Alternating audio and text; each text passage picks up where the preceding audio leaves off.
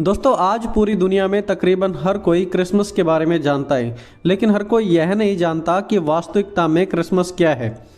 लोग क्रिसमस को सिर्फ Santa Claus, light, star, carol singing, decoration से रिलेट करते हैं। बड़े बुजुर्ग इसे ईसाइयों के एक फेस्टिवल के रूप में मानते हैं। बच्चे इस दिन को गिफ्ट पाने के नज़रिए से देखते हैं। सबके अलग अलग सोच विचार और सबके अलग अलग नज़रिए हैं क्रिसमस को लेकर। लेकिन असल में क्रिसमस की कहानी है एक बच्चे यीशु की और उसकी माँ मरियम की। यीशु का जन्म बैतलहम में हुआ।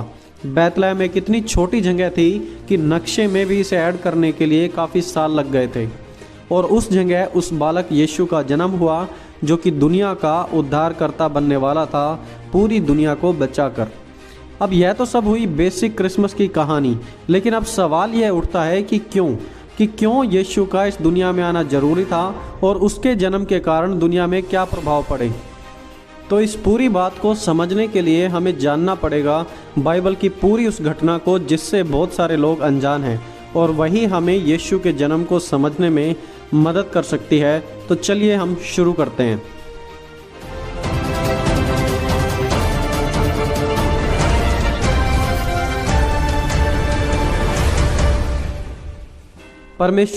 परमेश्वर जो कि पूरी दुनिया का बनाने वाला है, उसने इस पूरी दुनिया में पेड़ पौधे, पानी, सूरज, चांद, पूरे ब्रह्मांड को बनाया। और फिर इंसान को भी उसने अपनी समानता में, अपने स्वरूप में बनाया और उन्हें अदन के बगीचे में रख दिया।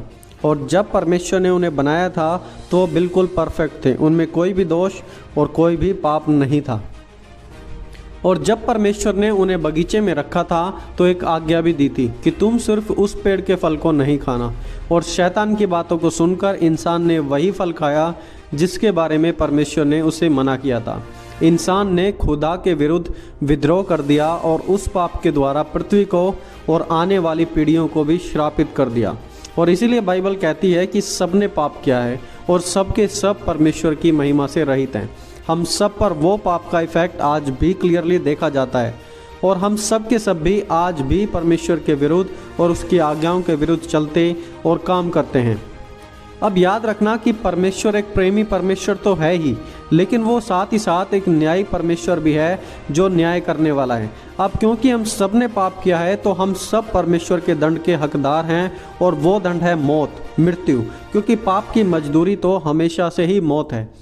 अब क्योंकि परमेश्वर न्यायी है तो न्याय का मतलब बनता है कि हर एक इंसान जो पाप करता है वो नरक की आग में भेजा जाए। और साथ ही साथ क्योंकि परमेश्वर प्रेमी है तो परमेश्वर हमारे लिए एक दूसरा तरीका निकालते हैं, और वो तरीका है सब्स्टिट्यूट। हमारे लिए कोई सब्स्टिट्यूट दे सकता है जो हमारी सज़ा अपने ऊपर ले ले और हमें उस दंड से आज़ाद कर दे।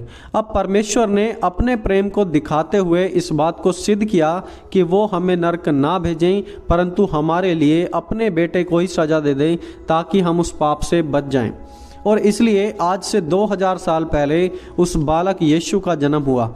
वह खुदा हमारे बीच में आया, हमारे बीच में चला फिरा और बिल्कुल पाप रहित परफेक्ट जीवन हमारे सामने जीकर दिखाया। और अंत में वह एक अपराधी की मौत मारा जाता है क्योंकि हम सब के पाप भी उस पर लाद दिए गए थे। उसने निर्दोष होते हुए भी वह सब कुछ सहा जो हमें सहना था, जो हमें पापों की तकलीफ उठानी थी पीढ़ी दर पीढ़ी, वो उसने हमारे पे से उठा ली और हमें पापों के जाल से बिल्कुल आज़ाद कर दिया, और इसी ही लिए वो मारा गया था। और दोस्तों यह हम इंसानों के लिए खुशखबरी है कि अब हमें पापों में मरने की कोई ज़रूरत नहीं है। हमें पापों में नहीं मरना पड़ेगा, बल्कि अब हम अनंत जीवन के हकदार हो सकते हैं। एक बार जब हम नरक की ओर जा रहे थे, उस नरक के रास्ते से हटाकर परमेश्वर ने हमें आज अनंत जीवन का भागीदार बना दिया है। और हम लोग जो पहले परमेश्वर से विद्रोह करते थे, आज हम उसके बेटे और बेटियां बन सकते हैं।